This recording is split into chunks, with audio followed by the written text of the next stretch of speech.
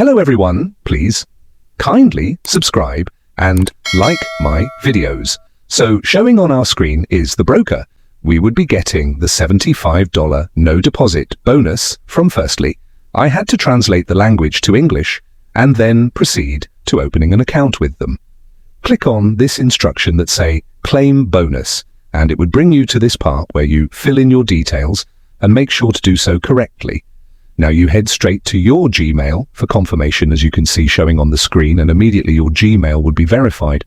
Now you need to log into the broker to claim the bonus. The first step is to verify your account, clicking on this verify icon showing up here.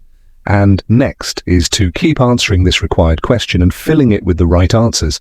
Once all that is done, the next step is to submit a photo of your verified government-approved documents right here into this space showing on the screen. Once done, click on this icon showing send request.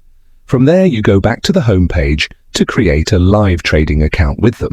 And in the account type, you would see account type showing no deposit bonus.